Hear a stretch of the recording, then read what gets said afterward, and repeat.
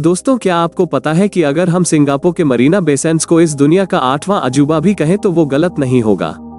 इसमें इंजीनियर्स को एक नहीं बल्कि बहुत सारे इम्पॉसिबल स्ट्रक्चर्स को तैयार करना पड़ा था और ये सभी स्ट्रक्चर्स को बनाने के लिए इंजीनियर्स को कुदरत के नियमों को तोड़ना पड़ा था।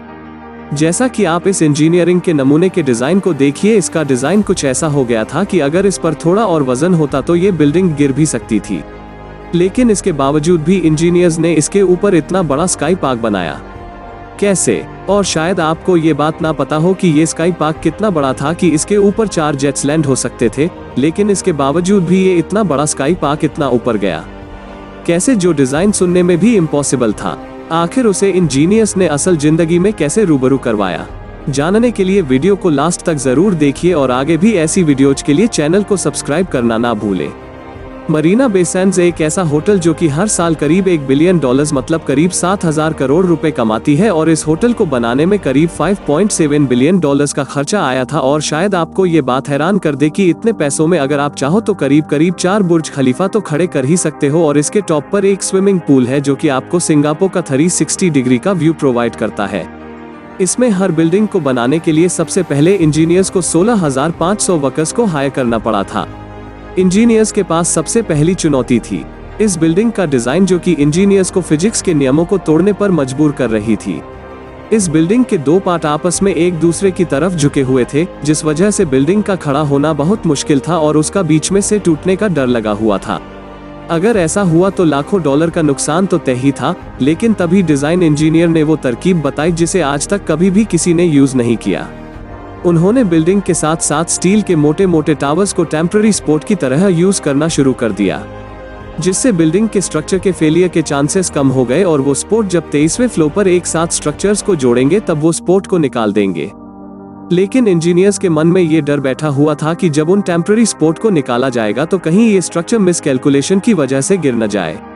इसलिए उन्होंने स्ट्रक्चर के अंदर कुछ परमानेंट सपोर्ट को ज्वाइन करने का सोचा।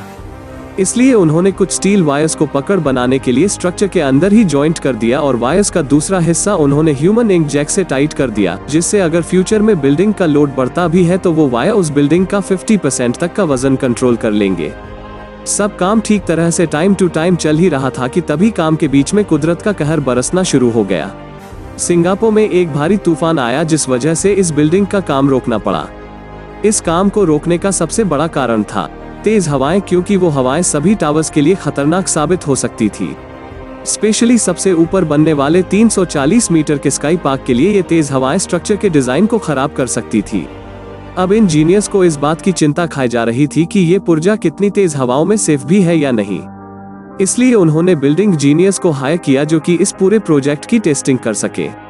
अब विंडीज जीनियस ने इस प्रोजेक्ट के मॉडल पर टेस्ट करनी शुरू कर दी, और उन्होंने ये पता लगा लिया कि सिंगापुर के तूफान में ये बिल्डिंग्स 200 मिलीमीटर तक इधर उधर हो सकती है। जब इंजीनियर्स ने ये पता लगाया कि ये मूवमेंट ऊपर ब्रिजेस पर लगे हुए जॉइंट्स की वजह से हो रही है, तो उसे काबू में करने के लिए इंजीनियर्स ने स्काई पार्क के नीचे मल्टी डायरेक्शनल स्टील बैरिंग को लगा दिया। लेकिन उसमें भी एक प्रॉब्लम आ रही थी। प्रॉब्लम कुछ ऐसी थी कि अगर इसके जॉइंट्स में फिर भी कोई मूवमेंट हुई तो फिर पुल के बीच में दरारें पड़नी शुरू हो जाएंगी। अब इस प्रॉब्लम का सॉल्यूशन इंजीनियर्स ने ये निकाला कि जहां पर पुल में दरारें पड़ने की आशंका थी, वहां पर उन्होंने 50-50 मीटर के गैप में पुल को 3 सेगमेंट्स में डिवाइड कर दिया, और उन 50 मीटर्स के गैप को स्टील की चादरों से कवर कर दिया गया। अब इंजीनियर्स की तेज हवाओं में बिल्डिंग के गिरने की आशंका दूर हो गई थी। लेकिन अब सवाल ये था कि आखिर इस 3 बड़े हवाई जहाज के बराबर के स्काई पार्क को ऊपर बनाकर लेके कैसे जाएं, और इसीलिए उन्होंने इस पूरे सेगमेंट को 14 पार्ट्स में डिवाइड किया और इसे ऊपर जाकर ही असेंबल किया। लेकिन इन 14 पार्ट्स को बिना किसी नुकसान के ऊपर लेकर जाना आसान नहीं है।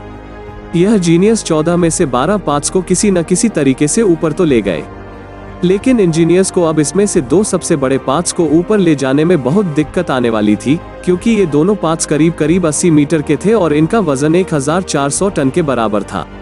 आपको बता दूं कि इतना वजन ऊपर उठाना मतलब करीब 8 आईफिल टावर्स को एक साथ ऊपर ले जाने के बराबर था। अब इतने वजन को बिल्डिंग के ऊपर टेम्पररी लिफ्टिंग मशीन को फिट किया गया ताकि वो इन भारी पार्ट्स को उठा सके। आपको बता दूं कि ये लिफ्टिंग इस दुनिया की लॉन्गेस्ट और लार्जेस्ट लिफ्टिंग थी। इस सेगमेंट को उठाने में करीब 14 घंटे का समय लग गया और इसके बाद ही इसके ऊपर इन सभी पार्ट्स को असेंबल किया गया और आज इस बिल्डिंग में इस दुनिया का सबसे महंगा कसिनो के साथ साथ 200 मीटर की ऊंचाई पर दुनिया का सबसे बड़ा स्विमिंग पूल भी है। वैसे क्या आप कभी इस होटल में जाना चाहोगे? कमेंट करके हमें ज़रूर बताएं और वीडियो आपको कैसी लगी इसे भी हमें कमेंट सेक्शन में ज़रूर बताएं और अगर आप इस चैनल पर नए हैं तो इस चैनल को सब्सक्राइब ज़रूर कर लें।